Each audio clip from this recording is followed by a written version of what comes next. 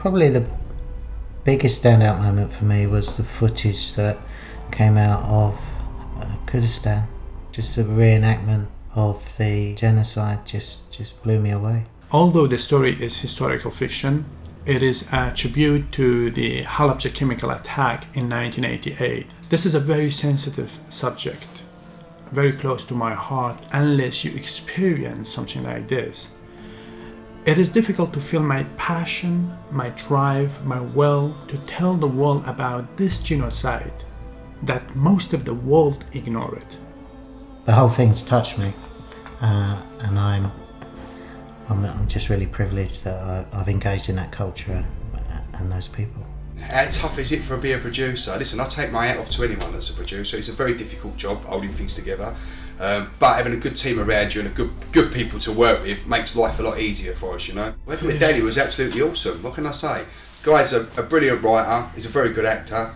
And he's like myself, you know. He don't panic. He stays calm. When a situation goes bad, he finds a solution, you know. And I work exactly the same way. I think that's why we clicked really well. From our tagline, there is only one thing worse than terrorism: politics.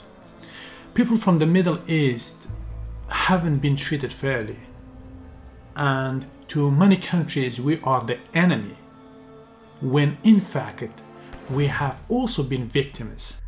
Middle Eastern people were born to be slaves of just one man who appears from nowhere, and the power bestowed upon him corrupts the very essence of their being. And once again they become a dictatorship. I really enjoy working with Danny. I think he's a very powerful filmmaker, a fantastic actor, and I've just really enjoyed his organisation and spirit throughout the film. It was a great experience, and I'm sure it will be a great success too. It was a long journey to reach our goals, working with Paul, Jade, Elaine and Baby Film Entertainment Production. Everybody works really hard, especially in Kurdistan, working with Danny, Darren, Kag Muqdad and Kag Ismail. Our group worked around the clock making clothes and building the film set. We barely slept as we kept to the deadline. It's been an amazing experience working on 1603. We filmed on some amazing locations, and I feel very privileged to work with such a talented cast and crew. I'm very much looking forward to seeing it on the big screen now. The footage looks absolutely awesome. You know, we've got some really great shots right the way through. We had some very good cinematographers on board with us that really brought the actual footage to life. The scenes in Iraq, I mean, they're breathtaking. You can see yourself. I mean, that you couldn't get it no better. I mean, it was absolutely perfect. It was spot on. It was quite fascinating to see how he saw it visually. And then eventually there was some great synergy in terms of the cinematography that we've achieved in this film. The dedication of both the cast and crew made me so proud. Why does he keep apples? He doesn't eat the apples. It's said that the chemical used on the attack on Halabja smelled of apples. I think he keeps them with him because it reminds him of his past. I'm very grateful for the teams that have been involved with 1603. That's Danny's team and my team. They have been given 200% on all the stuff that we've been doing, all the organisation, even from catering to scheduling, especially on the big sets. They've just been amazing. Filming in Kurdistan was a huge challenge. Shooting a film in two different countries, going there with the cast and crew, organized the location. I mean, I did really enjoy it. It was quite a challenge. One thing I learned is that a community comes together when they believe in something. They were fantastic, and a lot of those people lived through the attack, and it probably brought memories flooding back. It took them days to find a tree that resembled exactly the same tree that was there in '88, and when they finally found it and put it down, They left it there and went off, and when they come back, someone had chopped it to pieces to use it as firewood to burn it. You know what I mean? So days of work had gone out the window for that one. And I think they finally found another one in the end that they used, if I remember rightly. Yeah, but it was smaller. It was a lot smaller. So they had to shoot the angle of the camera a lot lower so that they could pick the tree up so it looked like a full-size tree. Tony is such a great producer and actor as well. You know, this person always came up with an idea. And then sometimes when I get stressed, I used to get stressed a lot because, you know, and then he just came to me and said, "Oh, look at me, see, look at me." And then I said, "Yeah, okay, so what?" He said, "Look, when this face gets worried, then you have to worry. No, go back to work." So you look at his face. When his face looks worried, you worry. Paul, he is such a lovely person, very calm, and he never gets stressed. Even if he gets stressed, you don't really notice it because he's really calm, and he's such a great director. All the hard work from all those people, with their attention to detail, even building the same type of wall on set from the original news footage. It was just amazing.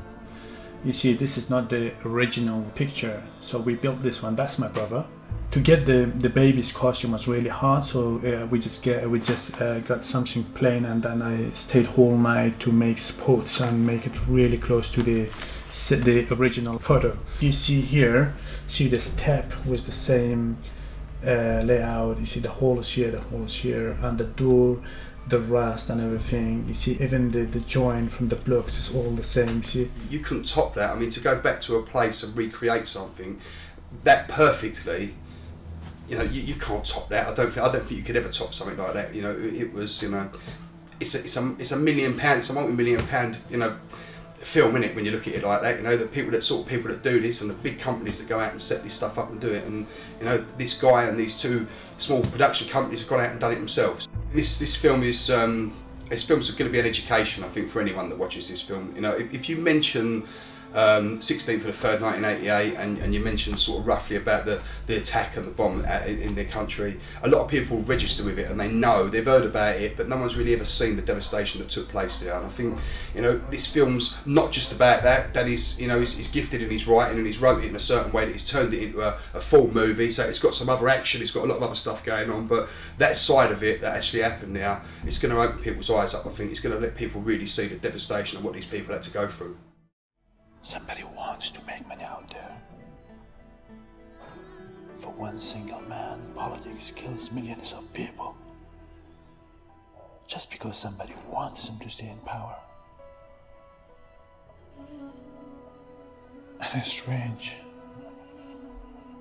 Once they want to get rid of him, they don't care how many people dies.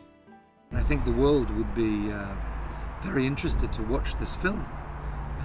And to learn a little bit more about the Kurds' plight in Iraq. So I think the movie was very, very interesting. My experience today was very, very good. This man here murdered 46 people in cold blood. I have a witness who'll verify this. We also have witnesses who saw him shoot a fellow crew member who was pleading for his life.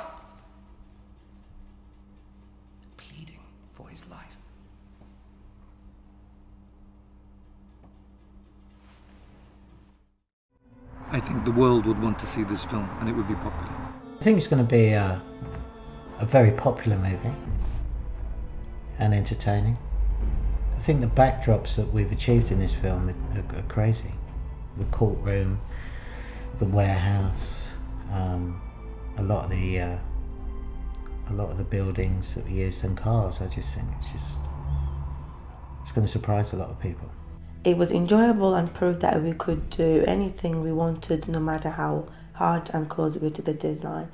I wish everybody luck, and I can't wait to see the film. I've enjoyed it. I've had a real good time. It's been stressful. I'm not going to tell you no more about it because I think you need to go and watch it.